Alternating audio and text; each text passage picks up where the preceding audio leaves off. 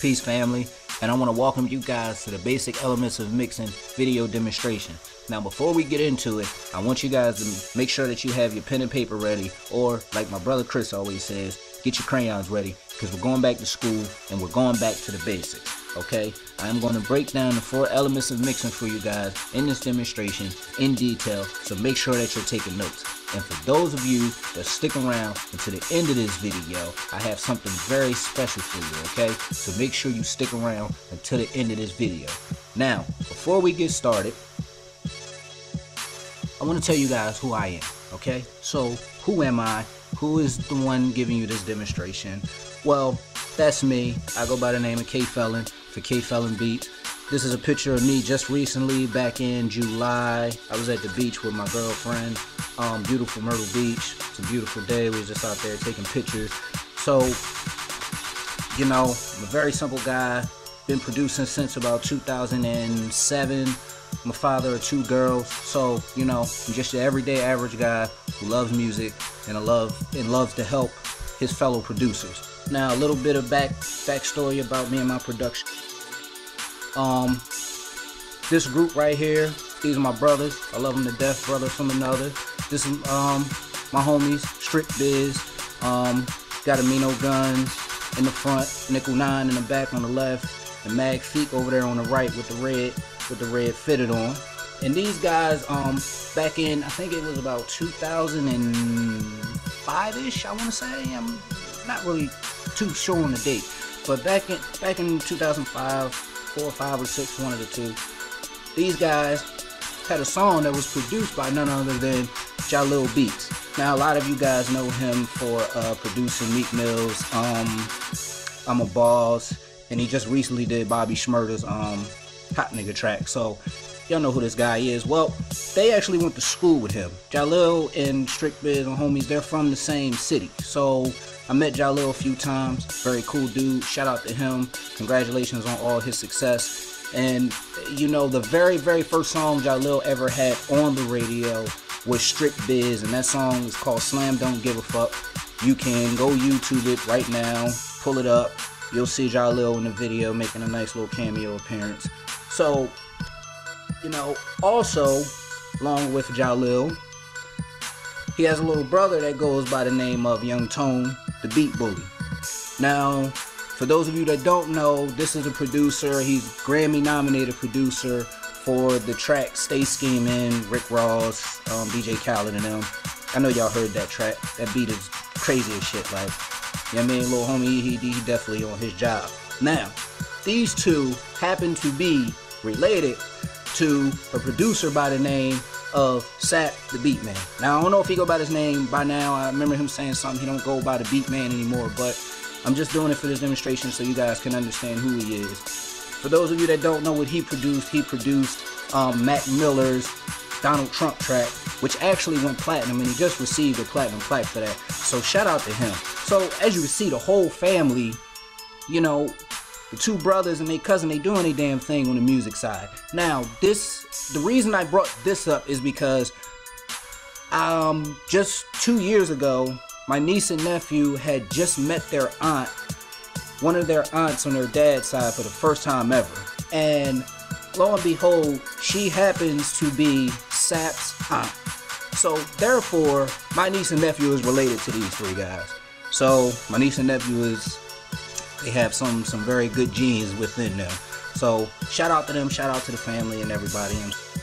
So a little bit more, and then we're gonna get into this demonstration. My brother Amino Guns, one of the founding members of Strict Biz, he just recently, a year ago, he had a deal with G-Unit Records that was on the table. Now, I don't know the details what happened, but somehow the deal fell through, whatever. But I produced a few tracks on, I think I produced a track on every single one of his mixtapes. You can go to datpiff.com, type in Amino Guns, and listen to every one of the mixtapes. They all fire, they all flame, you know what I'm saying? And he's coming out with a new single.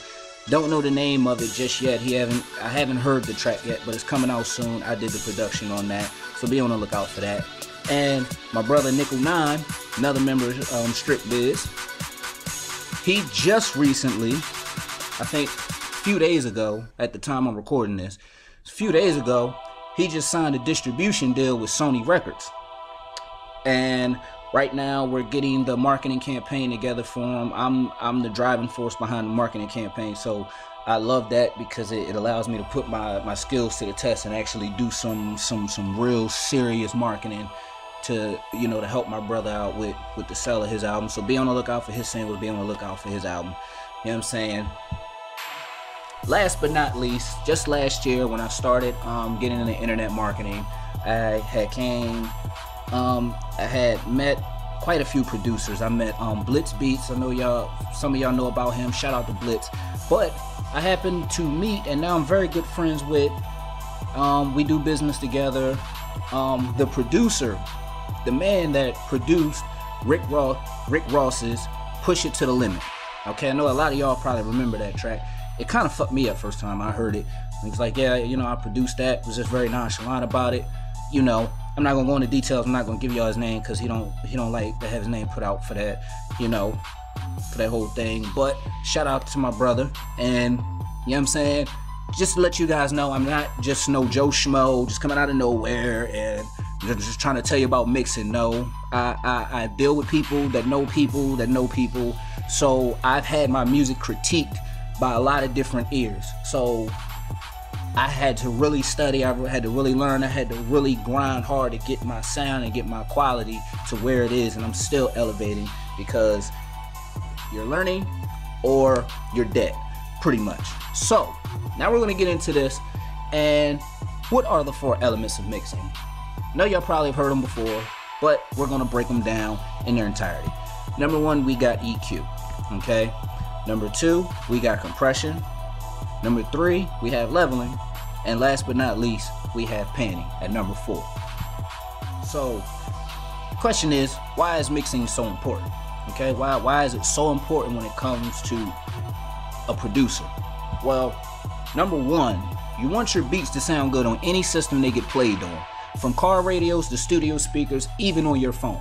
So no matter where you listen to your beats at, they should sound good. If they sound good on shitty speakers or on shitty quality headphones or even on your phone, then they should sound good anywhere else. So that is just a trick. I test my ears and my mixing. I mix through $20 headphones, and when I play them in studio speakers, the engineers look at me, they like, damn, yo, we ain't even gotta do nothing to this beat. I don't even need it tracked out. Everything sounds good. His levels is right. Shit is on point. You know what I'm saying? That's where we're going to get you to. That is my goal. Now, number 2, all elements are at a desired volume. So basically saying all your levels is right, the sounds are not too high, nothing's too loud, nothing's too low where you can't hear everything, okay? And lastly, it brings the track to life. Now, I know you probably got hundreds of beats and sitting in your laptop right now just collecting the digital dust. I bet if you were to go back and take just about 10 of them, and then throw a damn good mix on them after I teach you all of this stuff, and you go ahead and throw that mix on it, the track is going to sound totally different to you. It's going to sound like a brand new track because you done brought it to life. You done brought them sounds that you put in there to life, okay? So that's why mixing is so important. Now, what is mixing, okay? Mixing is taking every sound, instrument, and element in the track and putting them in their respective place within the track.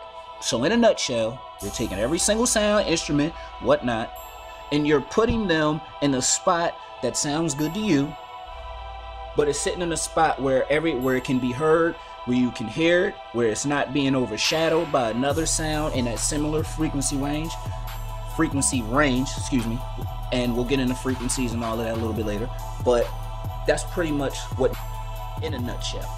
Now I must warn you that most producers, when they start off, they fall victim to the hype that a good mix down will magically make the song sound better musically. I'm gonna have Family Feud X on this one. That is absolutely wrong. Okay? If your tracks are not sounding good, if something sounds off, here are 3 things that could be making your track sound off. Now, understand that it could be a lot of different things, but these are 3 main things that could be throwing your track off. Number 1, you have the wrong choice of sound, instrument, etc. You have to pick sounds that go together, okay? You cannot be making let's just say you're making a boom bap beat and all you using is 808 drums, and then you wonder why the shit don't sound right. When you try to get that boom bap feel, it's not gonna work. You have to use specific drums. You know, sounds have to blend together. Your snares have to blend. They have to flow right with your instruments, or with your VSTs and your synths and all of that. Everything has to flow together. So that could be making your track sound off. Another thing, unusual use of effects. This goes to putting hella reverb on shit that don't even need that much reverb. You just got all this reverb going through the track. You trying to do too much, okay? A lot of producers try to do too much shit, and it completely takes away from the track. So that could be another thing that's making your track sound off. And poor arrangement. This is one thing that kill a lot of producers. A lot of producers, either they loop their tracks, beat be 3 minutes, but there's no drops in it. There's no distinction between hook and verse. There's no distinction. If there's a bridge in there, there's no breakdown. There's not. It just all sound like just one loop playing over and over and over and over again. So that's not something that I can really help you with. Best advice I can give you on poor arrangement is to pretty much go through your beat, count a verse, count bars in your head, and then know when to drop something. Drop certain sounds out, drop the hats, or drop a synth, or drop something. So that's something, okay? Now, what mixing actually is. Now, I told you what mixing was in a nutshell, but here it is broken down even further. It's minor EQ, compression, and volume adjustments. Okay, so a little bit of EQ on certain sounds to clear them up, compression so your sounds won't peak and that you can keep them at a respective volume, and then level, which is your volume adjustments. Okay, also the use of effects, reverbs, delays, things like that, spice your track up a little bit, filters, shit like that, and the focus on each element in the mix and how it sounds when played with all the other elements in the track. So when you're EQing, your compression, your volume, and your panning is all good, when you bring it together, now you see how everything sounds. Everything should sound like, you know, one unit. Everything should sound cohesive. It should all blend. It should all work together. Okay? So this is the beauty of mixing. And it is pretty subjective in most cases. Meaning that what sounds good to one person or engineer might not sound the same to another. So the number one rule of mixing, you can ask any engineer, from the Grammy Award winners to ones that are just now studying, they will all tell you that one of the main rules of mixing, number one rule is there are no rules. There are elements, you have to know them, understand what they are, how to use them, but then once you understand all of that, there are no rules. It's pretty much up to you what you want to do, what sounds good to you. So we're going to get deeper into this. Hope you guys are taking notes. Now, what is EQ? Okay, EQing is the boosting and cutting or cutting of certain frequencies of sounds and instruments. Okay, so you're taking certain sounds and you're taking out certain frequencies that don't belong or that you don't need because it interferes with other frequencies, and you either boost them or you cut them. Okay, pretty much what it is. Instruments and sounds are on a long band of frequencies. EQing allows you to raise and lower the various frequencies to bring up certain sounds and lower others. Okay, so this is pretty much what that means.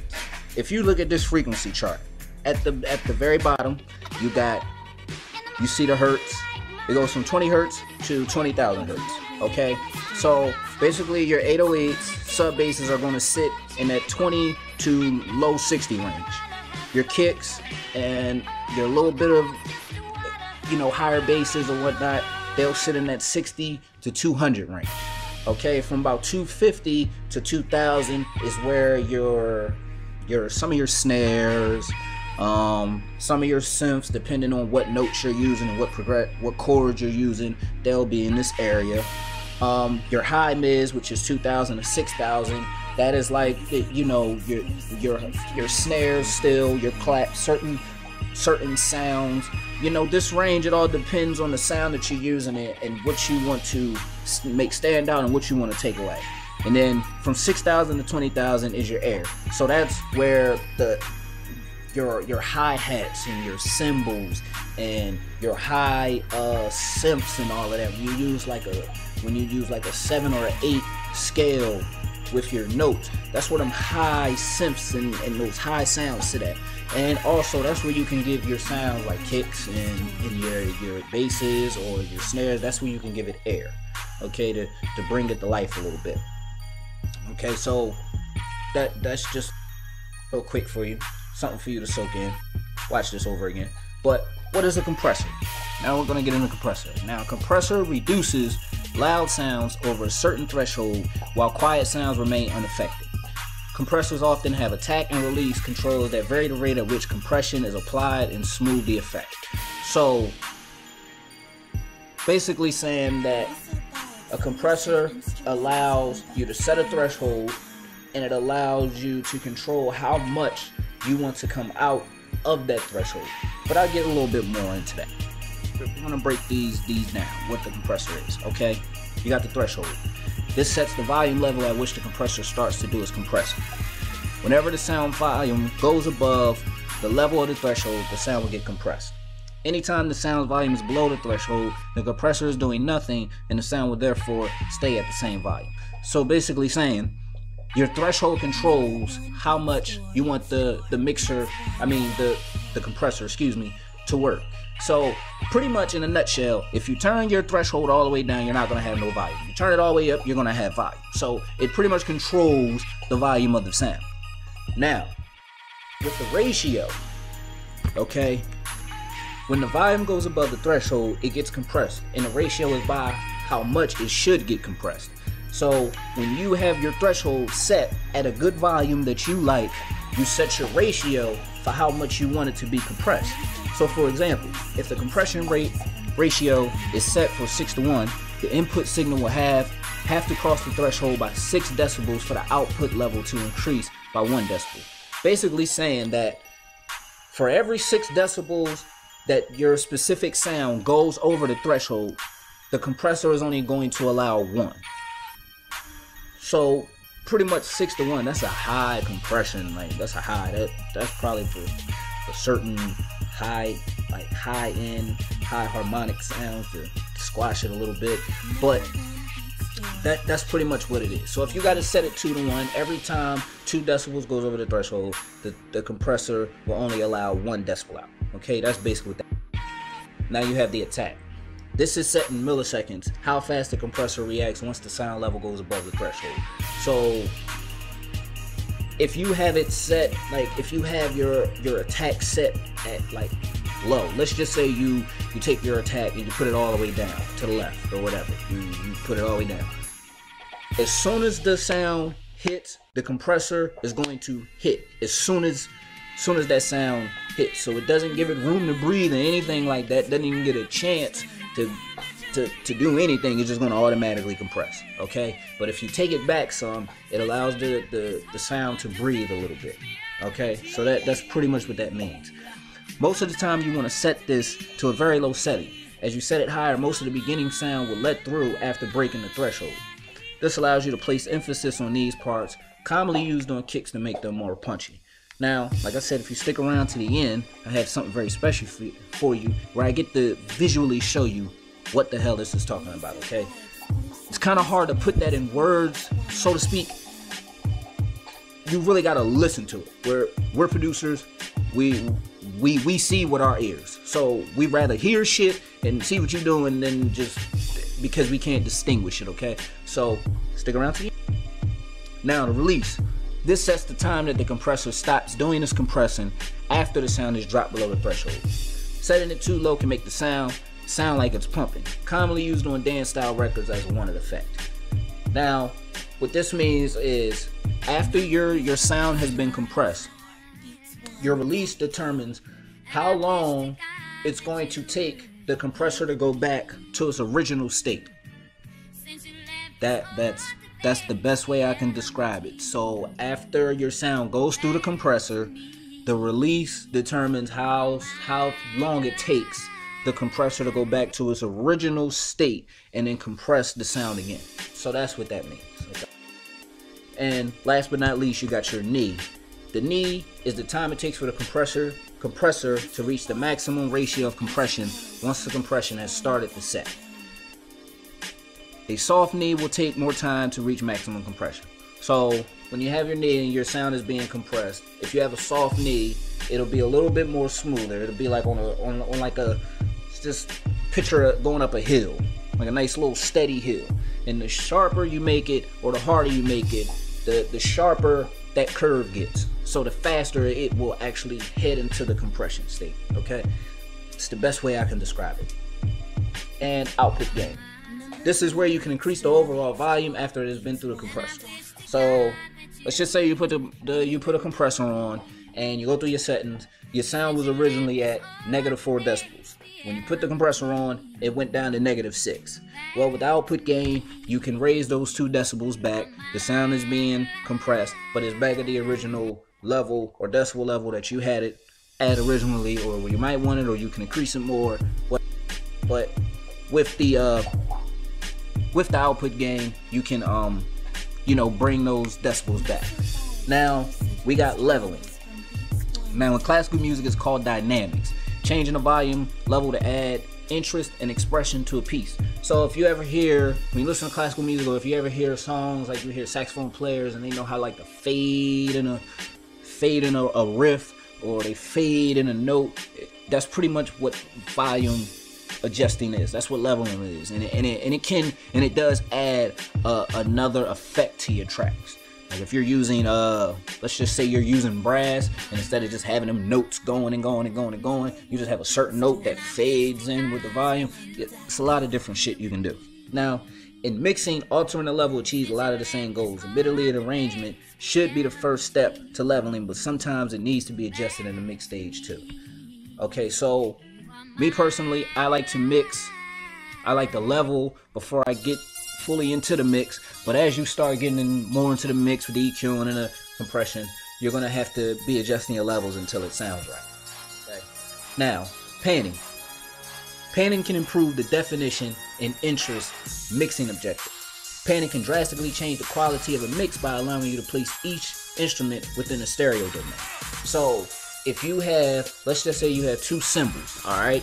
You have 2 cymbals, the basic Lex Luger cymbals, right? Or open hats, the open hi-hats. You got those playing. Now you have them both playing in the same speaker, so they're pretty much mono. If you take one, pan it to the left, and take the other and pan it to the right, now it just brings a whole new definition, because now you can hear both of them. Okay? You can hear both of them. They both sound good. And now they're noticed in the track, and it gives the track a different feel. And they're sitting in a different space within the stereo domain. And you can do this with your hi-hats. Like you can pan your hi-hats left and right, or like just a lot of different shit you can do, man. It's whatever you want to do, okay? When you get deeper into this, it's all up to your creativity. Whatever you want to do with your sound and with your songs, with your beats, it's up to you, okay? Just make the shit sound good. All right? So that is pretty much it. We done went through all of the 4 elements, okay? Now, for those of you that stuck around, that is still here, I want to offer you something special. I want to offer you a chance for me to personally show you how to implement every one of these elements in detail.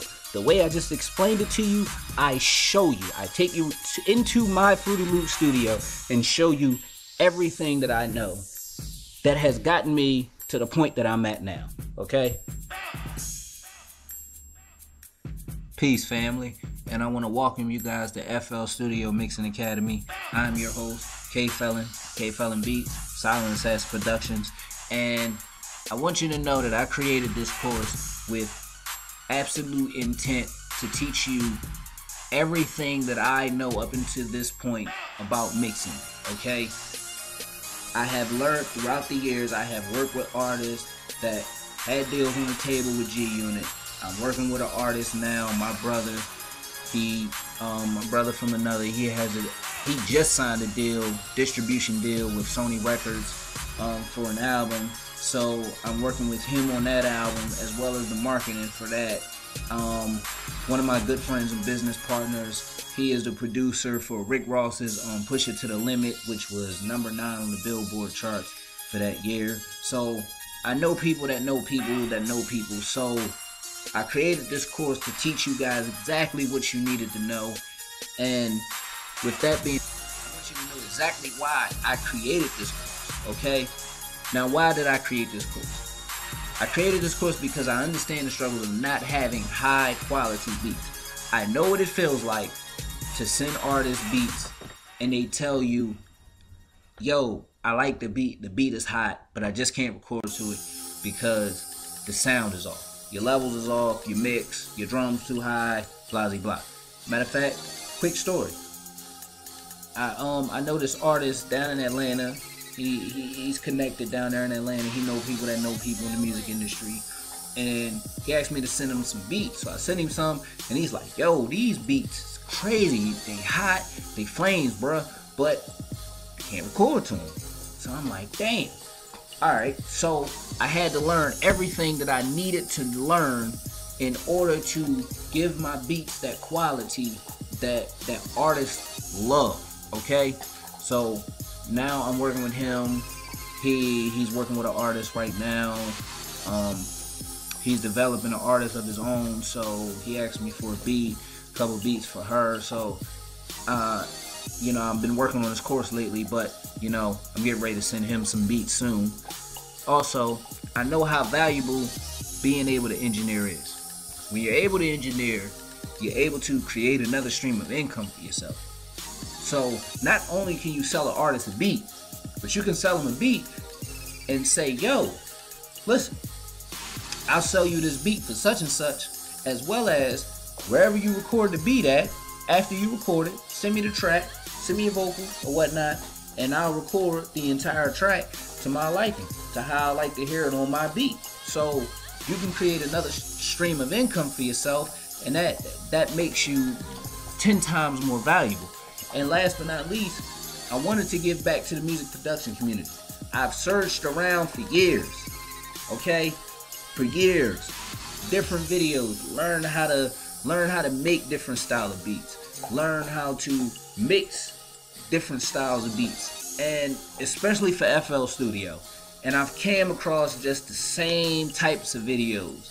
Producers showing you how to use the EQ and how to do one little trick and how to just, you know, pull up the EQ, parametric EQ, and then just cut certain frequencies, but don't really go into detail about what it is that you're doing. So throughout my years of study, I just put everything that I've learned up until this point into the course, and that's what you're learning. And also some of the things that I learned came from Grammy award-winning engineer, Young Guru, who engineered, I think, 10 out of 11 Jay-Z's platinum albums. So a lot of the knowledge that I got come from very high sources.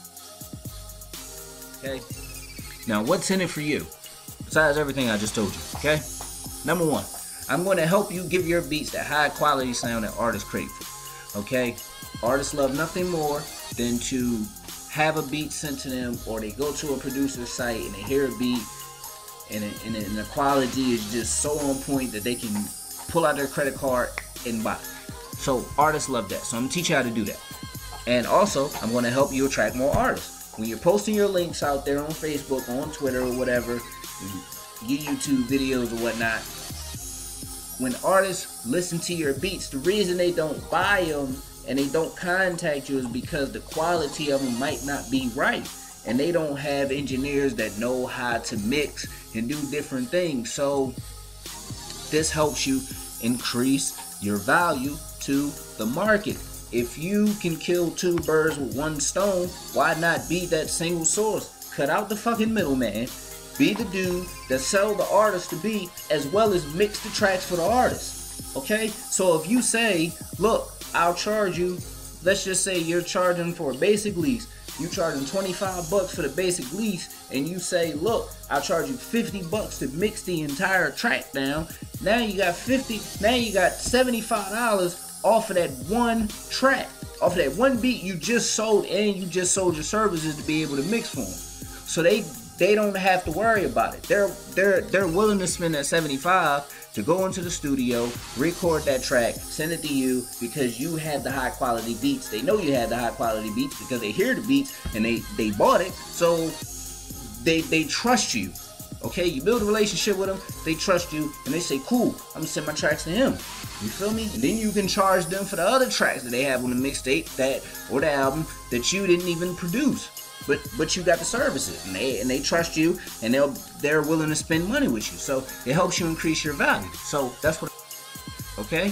Now, why should I take this course? This might be what you're asking yourself. Okay. Why should you take this course? The answer is simple. When artists go to your site and they hear unmixed beats, they simply don't buy. That is no bullshit. That is real shit. I've heard it from artists. Like I said, I've worked with plenty of them. Okay. They tell me, I fuck with your beats, but your quality just sucks, okay? Your beats are off, I can't hear them, I can't record to them, I need something better, okay? Artists are looking for beats that they can take to the studio and record to with no hassle. So if your beats are not properly mixed, you're going to miss out on a lot of money if you haven't already, okay? Artists want to go to your site, hear your beats, hear that the quality is straight. They might be beat hunting while they're in the studio and they came across your link and they're listening to your beats, and if they hear your beats while they're in the studio and the vibe is right, they'll go ahead and buy it. Boom. After they buy it, they'll go ahead and write to it. Boom. After they write to it, they go ahead and record to it. Boom. They're hitting you up, and now y'all doing business together continuously. Now you got a repeat customer, and that's how you do business. That's how you get your name out there, and that's why people love you. And that's what I want to show you how to do, ladies and gentlemen. Okay, now what will you learn in this course? Okay, you're asking yourself, what will I learn? What are you going to learn?